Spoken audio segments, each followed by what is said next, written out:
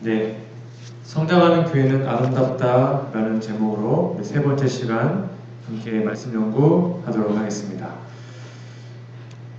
저희는 지금 건강한 교회에 대해서 함께 말씀을 나누고 우리의 교회 모습을 살펴보고 있습니다.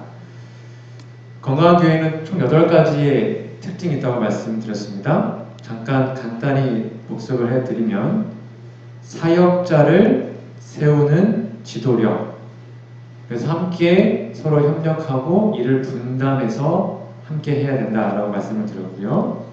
그다음에 은사 중심적인 사역, 성령의 은사를 간구하는 마음으로 주시는 달란트에 따라서 봉사하면 좋겠다라고 말씀드렸고, 열정적인 영성이었습니다. 이왕이면 뜨거운 마음으로 함께 사역하면 좋겠다라고 말씀을 드렸습니다. 네 번째는 기능적인 조직입니다. 조직은 좋은 것이지만 그 조직의 모든 것의 목적이 선교이기 때문에 그 선교가 혹시 되지 않으면 조직을 변경하는 유연함이 필요하다. 전통도 중요하지만 모든 게 선교에 맞춰져야 된다라고 말씀을 드렸습니다. 이게 이제 지난번까지 했던 내용이고요. 오늘은 총 5번째 시간, 5번째의 특징을 살펴보도록 하겠습니다. 5번째는 영감 있는 예배입니다. 우리가 하늘에 가서 영원토록 하는 게 무엇일까요? 하늘에 가서 뭘 하죠? 아마 영원토록 예배 드릴 것입니다.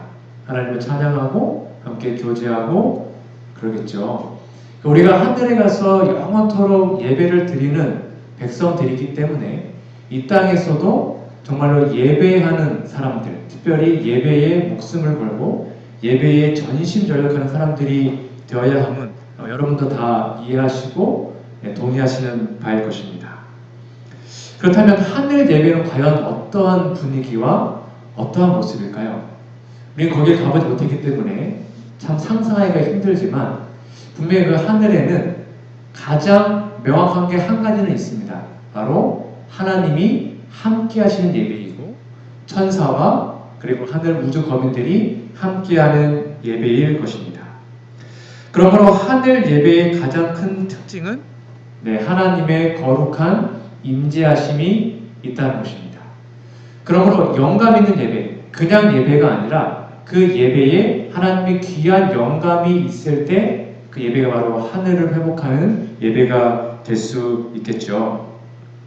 자, 그렇다면 우리가 화요일, 금요일, 토요일 이런 예배 시간에만 교회에 와서 하나님과 동행하는 것이 아니라 우리가 이렇게 화금토 예배가 영감 있게 되려면 아마 우리 다 아실 것입니다. 우리의 평소의 삶에 매일 순간 하나님과 동행하는 삶을 산 후에 그 다음에 교회에 와서 예배드려야 그게 영감 예배가 되겠죠. 세상에서 정말 바쁘고 또는 힘들어서 또는 정신이 없어서 하나님과 동행하는 걸 놓치고 그렇게 살다가 교회만 와서 예배드린다고 그 예배가 하나님께 드려지지는 않을 것입니다. 그러므로 우리들의 예배의 핵심은 바로 주중에 평소의 삶이 예배가 되고 예배가 3일 될 때 우리의 공중 예배도 그러한 영감 있는 예배가 될 수 있을 것입니다. 그러므로 신령과 진정으로 드리는 예배란 여기에 신령은 성경 개역 개정에는 성령 또는 영이라고 나와 있고 진정은 진리라고도 번역됩니다. 그러니까 평소의 삶에 하나님의 성령과 동행하고 평소의 삶의 진리, 말씀을 깊이 묵상하는 삶이 기본으로 되어 있을 때 공중 예배가 하나님께 드려지는 예배가 될 수 있는 것입니다. 하나님은 우리가 최고의 것을 드리기를 요구하십니다. 이왕이면 최선의 것, 우리의 최고의 것을 그분께 드릴 때 하나님은 우리 예배를 받아주실 수 있는 것입니다. 그런 의미에서 이 말씀은 우리에게 참 의미하는 바가 큽니다. 진정한 예배는 그리스도와 동역하는 데 있다.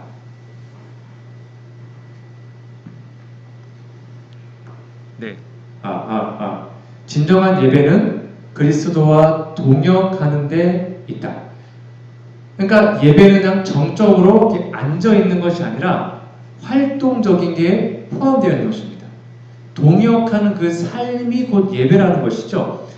여기 저한테 되게 충격적이었습니다. 기도, 권고 및 설교는 이게 저희 목회자로서 정말 중요하다고 생각했거든요. 기도하고 권고하고 권면하고 설교하는 거예요. 근데 이것은 흔히 맺히는 값싼 열매래요. 비싼 게 아니고 값싼 열매래요. 그게 아니고 더 중요한 게 뭐냐면 빈민과 고아와 과부를 돌아보는 선한 행실에 나타난 열매는 참 열매로서 좋은 나무에는 자연이 자란다 라고 말하고 있습니다. 그러니까 물론 기도 중요하고 설교 중요하고 예배 중요합니다. 여기에 본질은 뭐냐면 그러한 설교와 기도와 예배가 하나님께 가치가 있으려면 우리의 삶이 밑받침되어야 된다는 게 포인트겠죠. 이 말씀 우리에게 참 큰 의미가 있다고 생각이 됩니다. 그래서 우리의 삶에 정말 이렇게 삶이 받쳐진다면 우리는 화요일, 금요일, 토요일, 안식일날 이렇게 본당에 모여서 함께 예배드리는 것을 가장 기다리고 행복해하는 사람이 될 것입니다. 마치 시편 기자 다윗의 고백처럼 말이죠. 다윗이 이렇게 말합니다. 사람이 내게 말하기를 여호와의 집에 올라가자. 왜 올라갔을까요? 예배 드리려고. 우리 예배 가자. 화요일이다. 우리 기도회 가자. 안식일이다. 우리 예배 가자. 라고 했을 때에 다윗은 뭐라 했냐면 내가 기뻐했다 그랬습니다. 피곤한데 오늘 쉬면 안 되나? 이게 아니고 교회 가자. 예배하자 할 때 다윗은 기뻐했대요. 왜요? 다윗의 평소의 삶이 예배하는 사람이었기 때문입니다. 우리는 과연 어떠합니까? 그냥 집사니까, 장로니까, 목사니까 교회 오시는 것 아니시죠? 정말 교회에 기쁘시고 행복하시죠? 그것이 우리의 모두의 모습이 되어야 합니다. 교회 증언 5권에 이런 말씀이 있습니다. 형제들이여, 그대들이 예배의 장소를 존중하지 않는 한, 이 예배의 장소가 뭐냐면 대면 예배를 드리는 것을 정말로 귀하게 여기란 뜻입니다. 그렇게 하지 않는 한 그대들은 하나님께로부터 축복을 받지 못할 것이다. 그들이 형식상으로 그분을 경배할 수는 있지만 영적 예배가 존재하지 않을 것이다. 물론 코로나 때문에 힘든 거 다 이해합니다. 그러나 가능하면 오셔야 합니다. 지금 화요일이지만 방역 수칙으로 여기 60명 앉을 수 있습니다. 근데 자리가 이렇게 비어 있어요. 이거는 코로나 때문에 안 오는 게 아닙니다. 금요일에 60명 앉을 수 있습니다. 금요일 60명이 안 와요. 코로나 때문에 안 오는 게 아닙니다. 저의 개인적 바람은 그거였습니다. 너무 교인들이 코로나에도 오고 싶다. 그러면 안식일날 2부 예배 드릴 수 있는 거잖아요. 수요가 많아지면 우리는 150명 다 오겠다. 그러면 2부, 3부 예배 드릴 수 있거든요. 근데 그런 수요가 없었습니다. 물론 배려 차원도 있었겠지만 좀 안타까운 마음이 있었습니다. 지금도 60명 모일 수 있는 방역수칙이 다 돼요. 근데 이만큼 모였고 금요일 다음에 이만큼 모일 것입니다. 이게 우리의 모습이지 않을까 고민해 본 것이죠. 예수께서는 두세 사람이 내 이름으로 모인 곳에는 나도 그들 중에 있느니라고 말씀하신다. 모든 사람은 하나님의 임재 앞에 있다는 것을 느껴야 하고 다른 사람들의 결정과 실수를 생각하는 대신에 그들 자신의 마음을 열렬히 살피고 노력해야 한다라고 말을 합니다. 그래서 계속 우리에게 이렇게 권면을 해주는데요. 저는 이 말씀을 개인적으로 여러분께 한 2번 정도 소개했었습니다. 기억나시는지 모르겠지만 이 말씀을 제가 소개해드렸기 때문에 한 번 더 소개해드리도록 하겠습니다.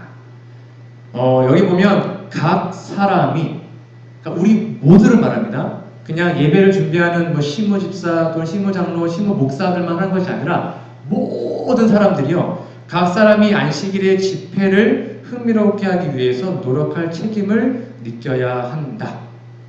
그들은 단순히 하나의 형식으로 모이지 말고 생각을 교환하고 날마다의 경험을 이야기하며 감사를 말하며 하나님의 비추심을 간절히 바라는 그대들의 소원을 이야기하기 위하여 곧 그대들이 하나님과 그의 보내신 자 예수 그리스도를 알기 위해서 모일 것이다. 여기 분명히 써 있습니다.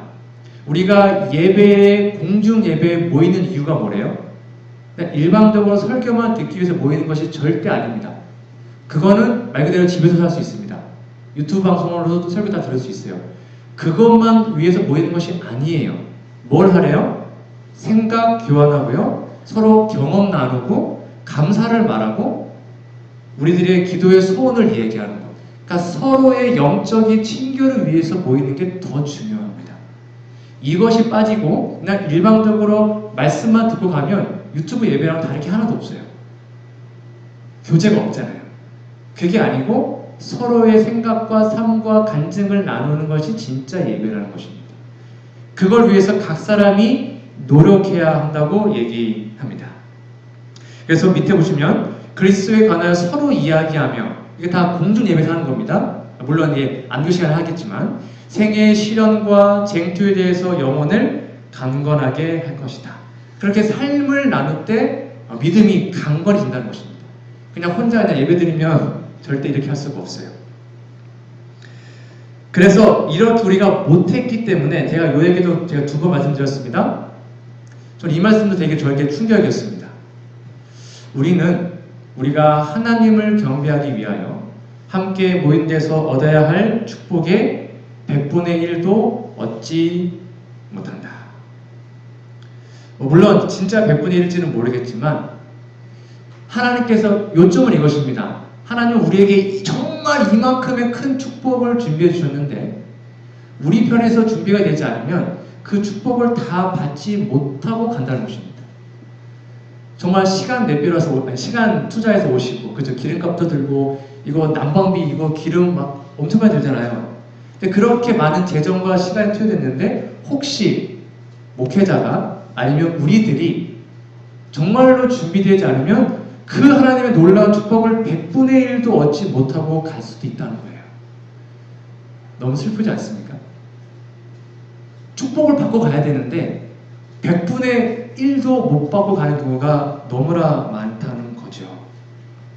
우리의 식별력은 더욱 날카로울 필요가 있다. 서로의 친교가 우리를 즐겁게 해야 된다. 여기도 분명히 써 있잖아요. 예배에 뭐가 들어가 있어요? 친교요, 친교. 영적 친교예요. 서로 기도해주고 간증 나누고 삶을 나누는 그거. 이게 정말 중요한 것입니다. 이게 우리가 모이는 가장 중요한 이유입니다. 현재 우리가 지니고 있는 바와 같은 소망을 지니고서 어찌하여 우리의 마음이 하나님의 사랑으로 온전히 불타지 않는 것일까? 좀 더 이어서 볼까요? 우리는 모든 종교 집회에 하나님과 그 천사들이 참된 경배자들과 협력하기 위해서 임석하고 계시다는 생생한 영적 자각을 가지고 참가해야 됩니다. 아마 여러분 다 잘 아실 겁니다. 예배 장소에 들어가기 전에 주께서 그대 마음에, 우리 마음에 모든 악을 제거시기를 여러분 다 기도하고 오셨죠? 주님께서 축복할 수 있는 것만 가지고 들어오셔야 합니다. 세상적 모든 고민, 그 지금 다 버리고 들어오시면 오로지 하나님만, 주님의 성전에서 하나님 앞에 무릎을 꿇고, 다 아시죠? 들어오자마자 그렇죠? 다 우리 기도하지 않습니까? 그분이 그리스도의 보혈로 말미암아 얻으신 그 소유를 바치라. 여러분 다 잘하고 계시죠? 오늘 저를 위해서 기도해 주셨죠? 네, 설교자와 사회자를 위해서 기도해 주셔야 합니다. 우리가 어디 강의를 들어도 강사료 내잖아요, 그렇죠? 강사료 내지 않습니까? 이게 뭐 강사는 아니지만 여러분들 하나님의 말씀을 듣는 강사료가 설교자를 위해서 기도해 주시는 겁니다. 정말이에요. 그렇게 영감적인 말씀에서 기도해 주시면 기도하는, 그러니까 여러분들이 기도해 준 목사님의 말씀은 여러분이 정말 잘 듣게 되어 있습니다. 아니 내가 기도한 목사님인데 막 졸고 그러진 않겠죠, 그렇죠? 설교자와 사회자를 위해서 기도하라. 여러분 다 잘하고 계시는 겁니다. 생명의 말씀을 제시하는 일을 통해서 큰 축복이 임하도록 기도하라. 그대 자신이 하나의 축복을 붙잡을 수 있도록 간절히 기도하라. 이게 교회 들어올 때 여러분들이 기도해 주시는 겁니다. 오늘 주신 그 100분의 100을 다 받아갈 수 있도록 하나님의 온전한 복을 다 누릴 수 있도록 하나님 도와주십시오. 함께 해주시고 내 마음의 걱정을 다 버려주시고 그거 위해서 기도하며 준비하실 때 그 예배는 영감적인 예배가 될 수 있을 것입니다. 이렇게 우리가 준비만 되면요, 이런 귀한 축복의 약속이 보장되어 있습니다. 이처럼 예배를 위해서 준비하는 자들을 하나님께서는요, 다 축복하실 것이다. 그러니까 우리가 다 준비만 되면 하나님은 우리에게 축복을 다 주신다고 분명히 약속하고 있습니다. 그들이 그리스도를 믿음으로 받아들였기 때문에 성령의 보증을 갖는다는 것이 무엇임을 그들은 이해할 것이다. 경배하는 장소가 보잘것없을지도 모릅니다. 그러나 하나님께서 그것을 똑같이 인정하신다. 그러니까 우리가 준비만 되면 10명 모이는 교회든 1000명 모이는 교회든 하나님은 같다는 것입니다. 신령과 진리와 거룩함의 아름다움으로 하나님을 경배하는 자들에게는 그곳이 하늘의 문까지 될 것이다. 신자의 무리가 비록 수는 적을지 모르나 비록 지금 인원이 적을 수 있어요. 우리가 정말로 준비된 마음으로 이곳에 왔다면 하나님께서 보시기에 우리 모두는 매우 귀한 존재가 되는 것입니다. 이 얘기는 제가 2번 정도 말씀드렸기 때문에 이 정도만 말씀을 드리겠습니다. 아마 다 잘하고 계시기 때문입니다. 혹시 우리가 이렇게 못했다면 다시 한번 우리의 삶을 살피고 우리의 예배가 정말 영감된 예배가 될 수 있도록 기도하고 준비하는 우리 모두가 되었으면 좋겠습니다. 제가 3년 전에 여기 왔을 때 한 5월달인가요? 예, 제가 요 설교 듣는 거에 대해서 잠깐 설명을 드렸던 적이 있습니다. 한 번 더 복습 차원에서 설명을 드리도록 하겠습니다. 어찌됐건 오늘날 예배에서는 설교자가 중요하고 또 설교를 듣는 여러분의 모습이 중요하기 때문에 잠깐 나누고자 합니다. 설교를 잘하고 설교를 잘 듣기 위해서는 쌍방간이 다 준비되어야 합니다. 그러니까 이 예배가 영감적이 되려면 물론 설교자도 설교를 잘 준비해야 되지만 듣는 청중들도 설교 듣기 위해서 준비하셔야 합니다. 50대 50의 책임이 있습니다. 아무리 잘 준비해도 듣는 군중이 준비하지 못하면 의미가 없을 수 있고요. 군중이 잘 준비해도 설교자가 잘 못하면 물론 의미가 없겠죠. 50대 50으로 잘 준비하셔야 되는 것을 이해하시고 좀 빠르게 한번 했기 때문에 진행하도록 하겠습니다. 첫 번째 십계명입니다. 설교 말씀이 곧 하나님의 말씀임을 기억하시기 바랍니다. 여러분들이 여기 지금 듣고 있지만 여러분 진심으로 이 단상에 선포되는 말씀이 하나님의 말씀임을 인정하시고 믿으십니까? 아니면 그냥 한 개인 목사의 말이라고 믿으십니까? 설교 말씀은 하나님의 말씀을 우리가 부족하지만 대언하고 있습니다. 이것이 하나님의 말씀임을 진짜 믿는다면 우리는 절대 졸 수 없습니다. 이 단상에 선포되는 말씀이 하나님의 말씀임을 진짜 믿는다면 우리는 예배 시간에 뭐 전화 온다고 밖에 나갈 수 없고요. 예배 시간에 떠들지 않을 것입니다. 왜요? 하나님의 말씀이 선포되기 때문입니다. 그러므로 이 말씀이 하나님의 말씀임을 우리가 명확히 기억해야 합니다. 왜냐하면 하나님의 말씀을 들을 때 우리는 큰 복을 얻기 때문입니다. 이사야 55장 8절에 이런 말씀이 있습니다. 여호와의 말씀에 내 생각은 너희 생각과 다르며 내 길은 너희 길과 달라서 하늘이 땅보다 높음같이 내 길은 너희 길보다 높으며 내 생각은 너희 생각보다 높으니라. 왜 우리가 하나님의 말씀을 들어야 하는가? 이유는 딱 하나밖에 없습니다. 하나님의 모든 말씀과 뜻이 우리보다 더 좋기 때문입니다. 무조건 좋습니다. 우리의 생각을 다 좋고 그분의 말씀에 순종하면 실패가 없습니다. 이건 무조건입니다. 그래서 그분의 말씀을 듣는 것이죠. 그래서 화금토 선포되는 말씀이 하나님의 말씀임을 여러분 꼭 기억해 주시기 바랍니다. 두 번째입니다. 먼저 영적인 사람이 되어야 합니다. 모든 그리스도인들은 둘 중에 하나입니다. 영적이든지 육적이든지 중간은 없어요. 그리스도인이라고 다 영적이지 않습니다. 둘 중에 하나입니다. 근데 이게 왜 중요하냐면 로마서 8장 9절에 보면 이런 말씀이 있습니다. 너희 속에 하나님의 영이 거하시면, 우리가 평소의 삶에 하나님의 성령이 함께 하시면 너희가 육신에 있지 아니하고 영에 있나니, 이 말씀 두려운 말씀인데요. 누구든지 그리스도의 영이 없으면 그리스도의 사람이 아니라. 그러니까 나의 삶에 진짜 하나님의 성령이 함께 하시는가를 고민해 봐야 합니다. 내가 영적인 사람이 되지 않으면 아무리 영감적인 말씀이 선포돼도 그것을 받아들이지 않습니다. 영과 육은 함께 할 수 없거든요.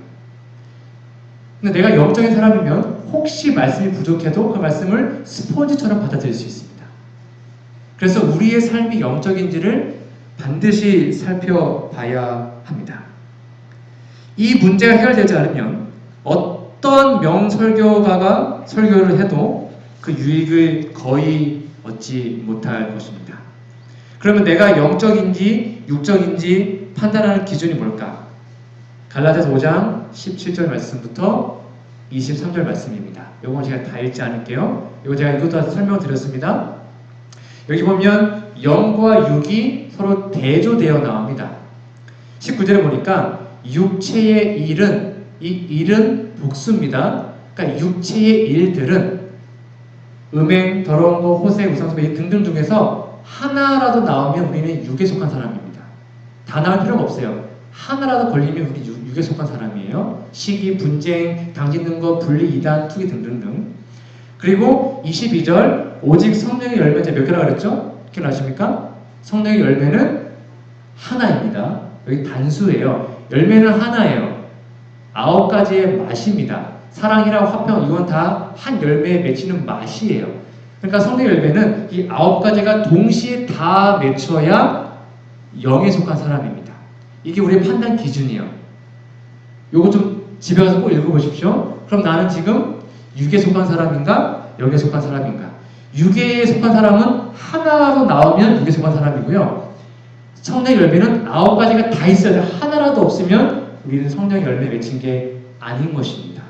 그게 성경적 가르침이에요. 이게 우리의 삶이 회복될 때 영감적인 예배를 드릴 수 있습니다. 여러분의 삶을 한번 비교해 보시기 바랍니다. 세 번째, 설교를 들을 때에 믿음을 합해야 합니다. 이게 정말 중요합니다. 히브리서 4장 2절을 보면 이런 말씀이 있어요. 저희와 같이 우리도 복음 전함을 받은 자이나, 그 다음 중요합니다. 그러나 그 들은 바, 말씀을 들은 거예요. 그렇죠? 말씀을 들었는데 그 말씀이 저희에게 유익이 거의 안 됐대요. 왜요? 노란색이 중요합니다. 듣는 자가 믿음을 화합지 아니함이라 이렇게 나와 있습니다. 그러면 듣는 자가 믿음을 합하는 게 어떻게 하는 거죠? 아, 내가 그거대로 믿습니다. 내가 그 뜻에 동의합니다. 제가 그렇게 살겠습니다. 그게 뭡니까? 그게 아멘이에요. 그게 아멘. 네. 그게 믿습니다. 내가 그렇게 하고 싶습니다. 그게 믿음을 합하는 거예요. 그래서 많은 목사님들이 아멘 아멘 하라 그러잖아요. 예. 물론 혹 겉으로 하기도 부끄러울 수 있습니다. 저도 이해합니다. 여러분은 속으로라도 다 하시죠. 예, 끄덕끄덕 하시든지 아멘. 작게 하셔도 돼요. 상관없어요. 중요한 거는 정말 저 말씀 제가 그렇게 살고 싶어요. 그게 믿음을 합하는 거예요. 그게 안 되면 성경에 써있죠. 말씀이 유익이 되지 않는데요. 예, 그걸 하시는 겁니다. 이왕이면 크게 하면 좋지만 혹 부끄러울 수 있어요. 그러면 속으로라도 아니면 혼자라도 아멘 이렇게라도 하시면 돼요. 그게 믿음을 합하는 것입니다. 그게 하나님의 말씀을 잘 들을 수 있도록 도와주는 방법이 여러분을 꼭 기억하시면 좋겠습니다. 자, 네 번째 십계명, 금요일 저녁에는 충분한 잠을 자야 합니다. 이건 뭐 당연하겠죠. 잠이 부족하면 아무리 좋은 말씀도 안 들립니다. 졸리고 힘들죠. 여러분 다 일주일 동안 바쁘게 사시는 거 알아요. 그래도 금요일만큼은 어떤 일이 있어도 일찍 주무셔서 푹 주무시고 그 다음날 아침에 일찍 일어나서 오시면 맑은 정신으로 안식일날 예배를 드릴 수 있을 것입니다. 특히 우리 자녀들이 10시간에 잘 수 있도록 지도해 주시면 좋겠고요. 다섯 번째입니다. 안식일 예배에는 절대로 지각을 하면 안 됩니다. 여기 오신 분들 아마 다 지각 안 하시는 분들일 텐데 10분의 기적, 정말 예배에 10분 또는 30분만 먼저 나와도 정말 예배가 다른 것을 여러분 다 경험해 보셨을 겁니다. 여러분, 지극히 작은 것에 충성된 자는 큰 것에도 충성됩니다. 부흥하는 교회는, 발전하는 교회는 지극히 사소한 것에서도 완벽을 추구하는 교회입니다. 정갈 출석 어찌 보면 작은 일일 수 있어요. 근데 그것이 다 됐을 때 우리 교회는 더 큰 발전과 부흥을 이룰 수 있을 것입니다. 기본 중에 기본입니다. 우리 정갈 출산만 잘해도 교회는 부흥할 거예요. 여기서 한번 했었습니다. 만약 안식일날 아침에 9시 반 딱 됐는데 여기 150명이 딱 앉아있다. 여러분 기분 어떨 것 같아요? 막 감동이 있지 않겠습니까? 오, 다 온 거예요. 정각에 다 150명이. 예배 하나도 안 늦고. 와, 그러면 그때 그날 예배는 얼마나 우리에게 감격일까요? 기본입니다. 이것이 우리의 삶에 될 때 가장 예배를 하나님께 드릴 수 있을 것입니다. 그래서 귀중한 안식일 시간을 침상에서 낭비하지 말라. 안식일 아침에는 가족이 일찍 일어나야 한다. 늦게 일어나면 서로 깨우고 니 때문에 늦었다 막 이렇게 하다 보면 거룩하지 못한 감정이 들어와요. 그렇게 되면 그 모독에 당한대요. 안식일이. 지루하게 되고 오히려 그것이 재미없게 된다. 그러면 안식일날 아침에 부지런히 서로 싸우지 않고 교회에 올 수 있도록 여러분 지금처럼 잘 해주시면 감사하겠고, 가능하면 30분 전에, 늦어도 10분 전에 교회 오셔서 아까처럼 오셔서 무릎 꿇고 기도하시고 마음을 준비하시면 더 은혜로운 예배가 될 거라고 생각합니다. 6번째입니다. 안식일 아침에 충분한 아침 식사를 하고 오십시오. 여러분 빈속으로 교회 오면 맑은 정신으로 예배 드리는 것이 아니고요. 당이 떨어져가지고 조금만 오바되면 막 공정 힘들게 됩니다. 심령이 배고픈 성도는 최고의 준비입니다. 우리는 마음을 비우고 와야 됩니다. 근데 육신이 배고픈 상태로 오시면 안 돼요. 그러면 계속 뒤에 보고 이제 막 배고파 이러시면 안 되고 아침을 든든히 드시고 오시면 좋겠습니다. 7번째입니다. 안식일 설교를 미리 예습하셔야 합니다. 저희 교회도 금요일날 이미 밴드를 통해서 다 순서지가 공개되고 또 아침에 오시면 순서지에 그날 설교 제목, 설교 주제 선곡 본문이 나옵니다. 여러분 미리 다 본문 읽고 설교 들으시나요? 해보시면 정말 좋습니다. 오셔서 오늘 목사님 설교 제목이 요거네, 본문 요걸로 하시네. 그 본문을 미리 읽어보는 것입니다. 그럼 이 본문을 먼저 읽어본 다음에 오늘 말씀에서 뭘 하실까 하고 먼저 개인적으로 30분 먼저 왔다면 그때 묵상하고 기도하고 준비하고 말씀 들으면 한번 월세 들어오는 거예요. 그래서 미리 말씀을 읽고 준비하시면 좋겠습니다. 그리고 아까 했던 말씀이죠. 네, 목사님들을 위해서, 그날 설교자를 위해서 꼭 기도해 주시기 바랍니다. 여러분들이 설교자를 위해서 기도하면 그 설교는 집중해서 들을 수밖에 없습니다. 내가 기도한 설교자의 설교니까요. 여러분 지금처럼 잘해주시는 것처럼 기도를 해주시면 정말로 감사하겠고요. 그 다음에 9번째, 규칙적으로 예배에 참석함으로 설교를 들으시면 참 좋습니다. 이거 되게 중요합니다. 가능하면 우리 교회는 자기 교회에 나오시는 게 좋습니다. 그래서 왜냐면 보통 담임 목사님들이나 이런 분들은 설교가 다 이렇게 이어지고 다 목적이 있어서 1년 계획을 짜고 설교를 합니다. 그래서 듬성듬성 들으시거나 하시면 안 되고요. 이왕이면 규칙적으로 교회에 잘 나오시면 좋겠고, 예수님도 그렇게 하셨습니다. 예수께서 그 자라나신 곳 나사렛에 이르사 안식일 자기 규례대로 회당에 들어가서 성경을 읽으려고 서셨다. 예수님도 규칙적으로 교회에 오셨습니다. 이것을 성경 주석에 보면 그리스도는 안식일에 정규적으로 회당 예배에 참석하는 습관이 있었다.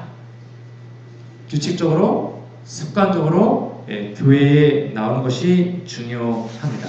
물론 요즘에 혹 힘들 수 있어요. 그러면 교회 유튜브 방송이나 그걸 통해서라도 여러분 꼭 말씀을 들어주시면 감사하겠습니다. 이것이 바로 우리가 자녀들에게 훈련해야 될 가장 중요한 모습이라고 생각합니다. 여기 보면 부모들은 자녀들이 안식일에 공중 예배에 참석하도록 하는 것을 규칙으로 삼고 그 규칙을 수범함으로써 시행할 것이다. 함께 자녀들을 데리고 화요일, 금요일, 토요일 예배 나오는 것을 삶으로 보여주면 그 아이들은 절대 교회 떠나지 않습니다. 저도 그렇게 배웠고, 저도 어렸을 때 엄마 따라서 화요일날 교회를 다 갔었거든요. 그게 저의 삶을 지금까지 인도했었습니다. 여하튼 규칙적으로 예배를 들으시고 힘드시면 유튜브로라도 꼭 복습 차원에서라도 말씀을 들으시면 좋겠습니다. 좀 빠르게 할게요. 마지막 10번째입니다. 설교를 노트에 잘 적으시고 그 다음에 복습하신 다음에 다른 사람들에게 나눠주시면 참 좋을 것 같습니다. 이 말씀 이렇게 나와 있습니다. 그대들이 흥미있는 내용의 설교를 들을 때마다 목사가 인용한 중요한 점들을 노트에 기입하여 그 문제를 신중히 복습할 수 있다. 그러니까 집에 돌아가서 다시 한번 읽어보고 복습하는 거예요. 그런 다음에 그 문제를 또다시 충분히 연구한 후에 성경 연구 형식에 따라서 설교의 줄거리들을 우리 집회에 참석하지 못한 자들에게 나눠주는 것입니다. 그러니까 설교를 적는 이유는 딱 하나예요. 복습하고 그 설교를 다시 다른 사람들에게 나눠주기 위해서 적는 것입니다. 그것도 한번 해보시면 좋을 것 같습니다. 이것이 우리 교회에 혹시 아직 나타나고 있지 않다면 우리 삶에 회복되어서 영감적인 예배가 춘천중앙교회에 다시 한번 회복되기를 간절히 소망합니다. 자, 6번째로 넘어가 보도록 하겠습니다. 6번째는 전인적인 소그룹입니다. 이것 또한 8가지 건강 법칙에 중요한 것입니다. 건강한 교회는 반드시 전인적인 소그룹이 있습니다. 여기 중요한 포인트는 제가 앞에 형용사라 그랬죠? 그냥 소그룹이 아니에요. 소그룹은 다 있어요. 어느 교회나. 앞에 써 있어요. 전인적인 소그룹이 중요한 포인트입니다. 소그룹은 초대교회부터 아니면 구약 성경에서부터 계속 반복되어 나오는 것입니다. 소그룹은 기독교의 핵심입니다. 예수님도 3년 반 동안 뭐 하셨어요? 12제자를 소그룹화하셔서 그 제자를 훈련하는데 3년간의 모든 삶을 투자하셨습니다. 그래서 초기 그리스도인들 그리고 초기 재림교인들은 이 소그룹의 중요성을 정말로 잘 알고 있었습니다. 알다시피 초대교회는 다 가정교회였습니다. 사도행전 2장에 보면 이렇게 나와 있습니다. 2장 42절 볼까요? 하루에 침례를 3,000명 받았습니다. 3,000명이 다 공간에 모여서 예배드리는 게 아니었습니다. 서로 교제하고 떠볼 때인데요. 46절 날마다 마을과 성전에 모였고요. 집에서 떡을 떼며 기쁨과 순전한 마음으로 음식을 먹었다라고 얘기합니다. 알다시피 이러한 큰 건물의 교회는 초기 300년 동안 없었습니다. 중세의 카톨릭이 된 거고요. 초창기에는 약 AD 300년까지 예수님이 승천하실 때 한 300년 동안에는 다 가정에서 예배드렸습니다. 가정교회로 전 세계에 복음이 전파된 것입니다. 그것이 바로 초대교회의 모습이었습니다. 자, 여기 보면 우리가 소그룹에 이제 올해 다시 한번 회복해야 되는데 소그룹에서 해야 되는 세 가지 여기 나와 있습니다. 여기 뭐뭐 했어요? 뭐뭐 했죠? 소그룹에서요? 네, 성경 연구, 그 다음에 합심 기도, 그리고 영적 친교였습니다. 이 세 가지가 소그룹의 핵심입니다.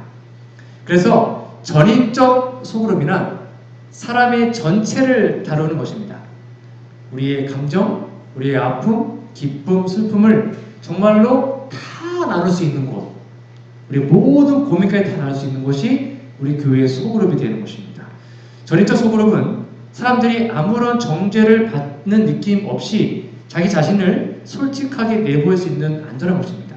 그러니까 내가 이 약점을 얘기하면 이게 소문나겠지? 그럼 절대로 서로의 죄를 고백하지 않거든요. 서로 어떠한 부족한 점을 얘기해도 비판이 아니라 놀리는 게 아니라 서로 다 안아주는 그게 되는 게 소그룹을 말하는 거예요. 전체 소그룹.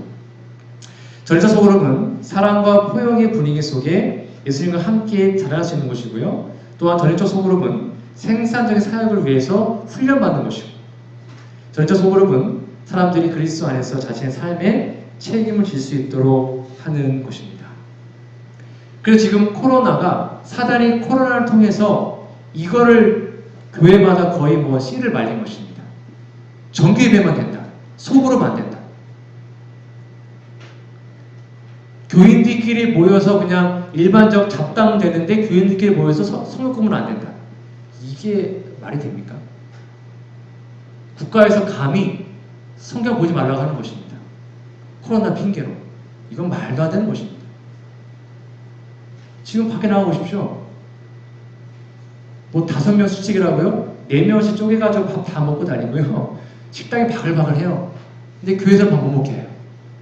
밖에는 다 모여 다닙니다. 카페에 다 모여 다니고. 근데 교회는 속으로 못하게 하는 것입니다. 지금 마귀가 그렇게 하고 있는 거예요. 왜냐하면 소그룹이 그만큼 중요한데 그거를 무너뜨리면 교회가 무너지기 때문입니다. 그냥 이렇게 지금처럼 정규예배만 드리고 다 몰아가지고 그냥 사람들이 뒤통수만 보고 일방적 말씀만 듣고 교회 가는 것, 집에 가는 것으로는 결코 교회의 발전과 부흥은 되지 않습니다. 그걸 사단이 알아요. 그래서 코로나 핑계로 소그룹을 다 금지시키고 있는 것입니다. 네, 만약에 5인 이하밖에 안 된다. 그럼 뭐 그때 대단한 것처럼 소그룹 다 4명씩 쪼개면 됩니다. 4명을 한 곳대로 모일 수 있으니까 4명씩 모여서 소그룹 하면 되는 거예요. 그렇게라도 교회에서 모여야 합니다. 초창기 재림교회는 감리교회에서 배워왔던 속회라는 것을 배워와서 그것을 영적 친교 모임으로 만들었습니다. 그 재림교회는 초창기 영적 친교 모임이 정말로 활발히 진행이 되었습니다. 알다시피 재림교회는 처음에는 목사님들이 상주하지 않았습니다. 그래서 예배당에 모이면 일방적 설교가 없었어요. 그래서 지적인 성경 연구는 안교 교과 토익, 교과책으로 하고 영적인 것은 영적 친교 모임을 통해서 나눴습니다. 그 당시에 예배는 안식일 예배는 삶을 나누는 예배였습니다. 일반 설교가 아니었어요. 일주일 동안 말씀 느낀 거, 읽은 것, 내 고민 그런 거 나누고 기도하고 그거 했습니다. 이것이 정말 중요한 초창기 재림교회의 모델이었어요. 그래서 그렇게 서로의 삶을 나누고 소그룹이 되자 초창기에 완벽하게 성장이 되었습니다. 이것도 제가 한 3-4번 말씀드렸습니다. 그러다가 재림교회 역사적으로 성장이 멈추고 마이너스 됐을 때가 되었다고요? 모든 교회의 목회자가 상주했을 때 그때 교회가 성장이 마이너스가 되었습니다. 왜요? 더 이상 삶을 나누지 않게 된 것입니다. 소그룹은 그런 곳이었습니다. 그리고 우리가 이 시대에 회복해야 되는 것입니다. 왜냐하면 우리는 늦은비를 기다리는 사람들입니다. 이른비 때도 소그룹에서 그렇게 임했습니다. 똑같이 늦은비도 그렇게 임할 것입니다. 지금 시대에 소그룹이 회복될 때 우리는 늦은비를 받을 수 있고 우리의 믿음을 서로 격려하며 이어갈 수 있는 것입니다. 교회 증언 7권 21페이지 여러분 이거 정말 중요한 거 아시죠? 그리스도인의 생활 활동의 기초로서 작은 단체 즉 소그룹의 형성이 실수할 수 없는 분에 의해서 나에게 제시되었다. 그러니까 소그룹은 하나님의 명령입니다. 중요하기 때문에 다시 한번 말씀하신 겁니다. 시간 관계상 맨 끝에 읽을게요. 그들은 그들의 연합의 유대를 깨뜨리지 않고 지속하고 사랑과 연합으로 함께 결속하고 전진하도록 서로 간에 격려하고 각각 다른 사람들의 도움으로부터 용기와 힘을 얻어야 한다. 계속 강조하고 있죠? 서로 격려, 도와주고 힘없고 혼자 하는 게 아니니까. 그 다음 말씀만 듣고 가는 것이 아니라 서로 격려, 도와이 계속 반복되고 있습니다. 그렇게 서로 합력하고 도와줄 때 우리 믿음이 성실하게 유지가 되는 것입니다. 그거 되지 않으면 믿음 생활하기 쉽지 않습니다. 그러면 소그룹에서 뭘 할 것인가? 이제 몇 개만 보고 마칠게요. 시간이 많이 가서. 우리가 소그룹에 모입니다. 그럼 뭘 해야 되는가? 뭐 아파트가 얼마네, 뭐 땅값 그런 거 아니고 각 사람이 단순한 말로 자신의 경험을 이야기하는 이 경험은 하나님 만난 경험. 10년, 20년이 아니라 일주일간에 어제 오늘 내가 만난 하나님. 이것은 교회 안으로 가져올 수 있는 유쾌한 모든 음악의 악기들보다 더원에게 더 큰 위로와 기쁨을 준답니다. 그리스도께서는 그대들의 마음속에 오실 것이다. 그대들의 성실, 이 성실은 뭘 말하면 우리 믿음을 말하는 거예요. 우리의 믿음, 신앙. 우리가 성실하게 믿음을 갖고 그 신앙을 유지할 수 있는 것은 오직 뭐밖에 없대요? 이 수단, 뭐요? 소그룹에서 함께 삶을 나누고 격려하고 기도해주고 도와주는 것. 이거 외에는 없다고 분명히 말하고 있습니다. 그러므로 소그룹을 회복해야 합니다. 그것이 우리의 교회가 부흥하는 가장 원동력이 될 것입니다. 하나만 더 보고 교인들로 하여금 평일에 그 맡은 일을 충실히 하게 하고 안식일에는 그 경험한 바를 이야기하게 하면 우리의 평소의 삶에 물론 직장 때문에 힘들지만 세상에서 내가 어떻게 투쟁하고 말씀 보고 그런 것도 하나님 만난 경험들이 그거잖아요. 그렇게 충실히 하나님 만나고 하다가 안식일에 와서 경험 얘기하면요, 그 집회는 예배 아까 봤다 영감적인 예배잖아요. 때를 따라 주시는 식물과 같을 것이며 참석한 모든 사람들에게 새 생명과 새 원기를 주게 될 것이다. 계속 반복되고 있죠. 우리가 평소에 만난 것을 나누고 간증하고 기도하고 격려할 때 그게 진짜다라고 말하고 있습니다. 그 다음에 여기 좀 충격적인 말씀이 있습니다. 가운데입니다. 간증의 영적 친교 모임에는 그리스도의 이름을 가진 자들은 누구나 다 말해야 되고요. 간단하게 말해야 됩니다. 혼자 막 10분 동안 만들고 1, 2분이면 충분합니다. 길어야 한 3, 4분 간단하게 간증을 나누는 것입니다. 그럼 진짜 좋을 것이고, 그 다음에 밑에 이거 좀 잘 볼까요? 이러한 영적 친교 모임은 주의 사업을 이루는데 설교보다 더 많은 일을 이룬다. 네, 설교보다 더 가치 있는 게 삶을 나누는 것입니다. 이게 교회에 회복돼야 합니다. 정말 중요한 것입니다. 여러분 상상을 해보시오. 진짜 우리 교회가 다 소그룹이 너무 다 활성화돼가지고 그 소그룹 보면 정말 서로 삶을 나누고 간증 나누고 하나님 만나는 생생 이야기를 듣고 날마다 함께 기도하고 눈물 흘리면서 격려해주고 고민했으면 같이 들어주고 어떠한 죄를 고백해도 다 이해해주고 그런 모임이 된다면 정말 기쁘지 않겠어요? 그게 교회에 대한 맛 아니겠습니까? 그런 아름다운 소그룹이 정말 중요하다고 생각합니다. 이런 아름다운 모습이 우리 교회 모습이 되었으면 좋겠고요. 우리의 모습이 혹시 부족하다면 1년 동안 다시 한번 새로운 마음으로 소그룹에 더 열심을 내는 우리 모두가 되었으면 좋겠습니다. 오늘은 크게 두 가지 함께 말씀을 나눴습니다. 영감적인 예배 서로 준비해서 하나님께 드리고, 전인적인 소그룹, 정말 중요한 이 소그룹이 우리 교회에 꼭 회복되기를 간절히 소망합니다. 우리 함께 우리 개인적으로 기도하는 시간을 갖도록